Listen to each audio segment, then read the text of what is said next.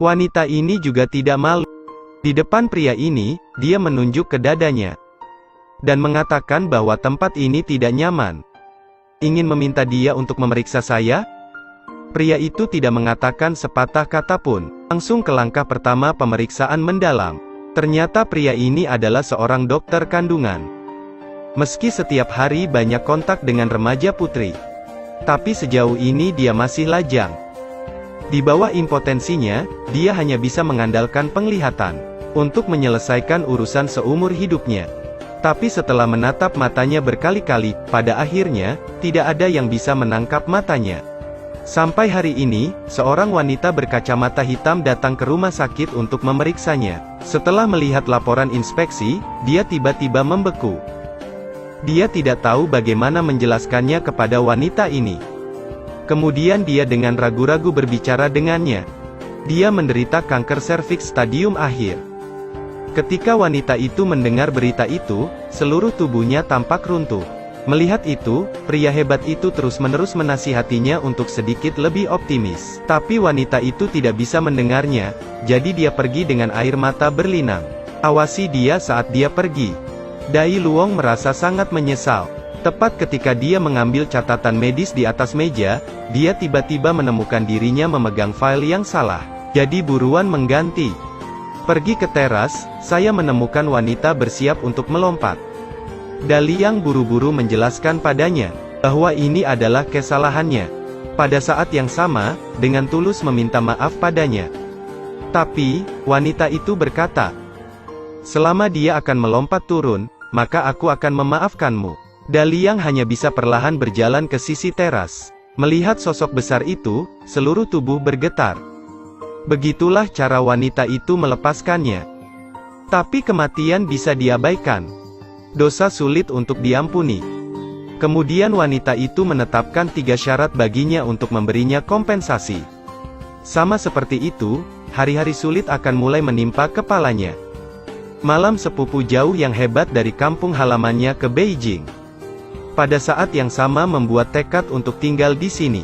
Jadi agen membawanya pulang. Dini hari berikutnya, Daliang bergegas. Berlari ke toilet memecahkan hal terpenting dalam hidup. Tanpa diduga, sepupu saya tiba-tiba membuka pintu kamar mandi.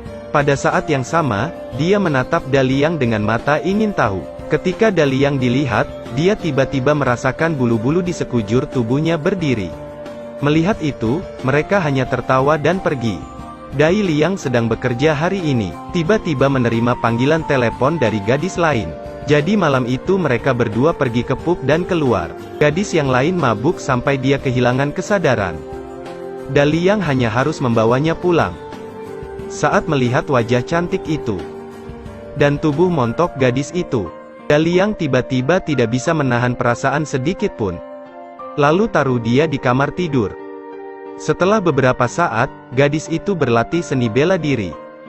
Daliang melihat ini dan perlahan memasuki ruangan. Langkahnya ini benar-benar membuat orang sedikit panas. Namun, ia juga berusaha mengendalikan amarah yang telah lama ada di dalam dirinya. Pada saat menutup pintu ruangan itu, ada suara keras di ruangan itu. Dai Liang segera masuk ke dalam. Ternyata gadis mabuk itu jatuh dari tempat tidur. Lihat itu, Daliang memeluknya kembali ke tempat tidur.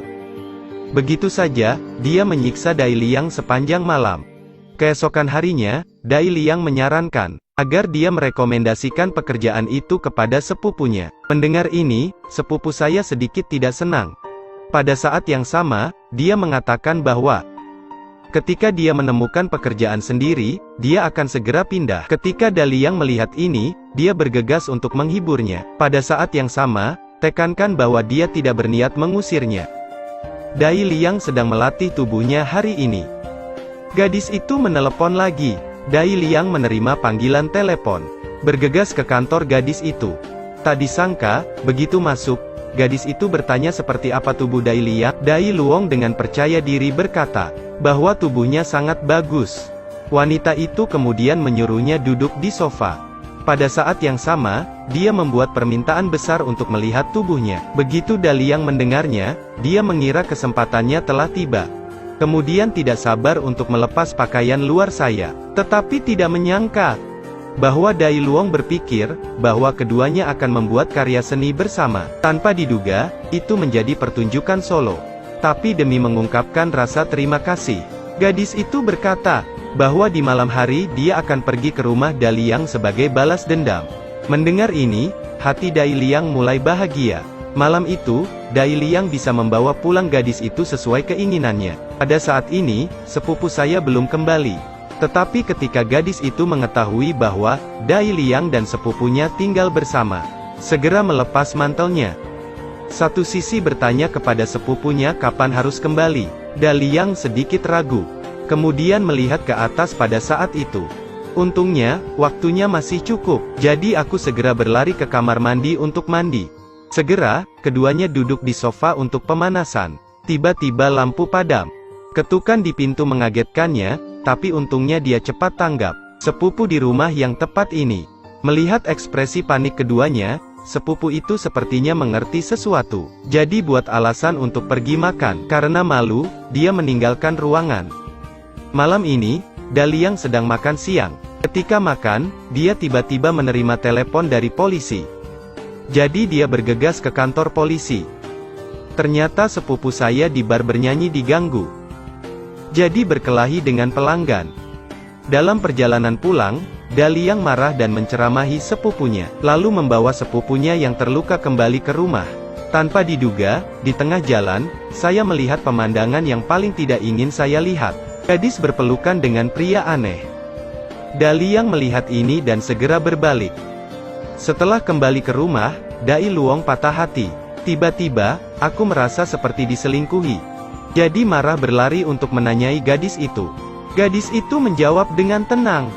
Orang itu adalah mantan pacarku. Kemudian gunakan bahasa yang mencela. Dai Liang hanya mengerti fisiologi siswi. Saya bahkan tidak mengerti psikologi siswa perempuan. Setelah itu, dia berbalik untuk pergi. Dai Liang melihat ini dan mengangkat tangannya untuk memegang gadis itu. Dia mengerjap karena merasa sedang dipermainkan oleh orang lain. Tapi gadis itu berbicara dengan keras. Jika Anda tidak bisa bermain, jangan bermain. Jadi masa benar-benar marah. Satu sisi telanjang. Satu sisi mulut berkata untuk bermain, lalu mainkan. Siapa yang takut? Siapa yang akan mengatakan, mengapa tidak melepasnya selanjutnya? Ini yang kamu mau kan?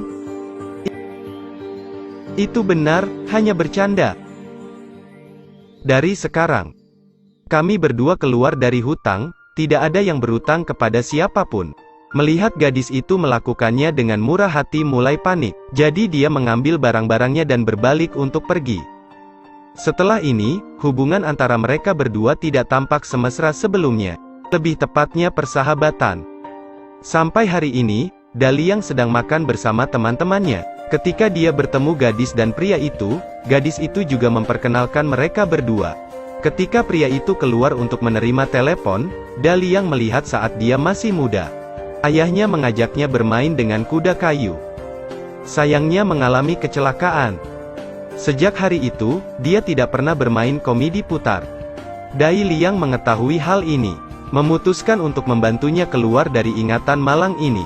Jadi, membawa gadis itu ke taman hiburan. Melihat pemandangan ini, gadis itu sepertinya mengerti sesuatu. Jadi sangat ingin menolak, tetapi, di bawah perusahaan Dai Liang, gadis itu akhirnya dengan berani keluar dari ingatan yang tidak menguntungkan ini.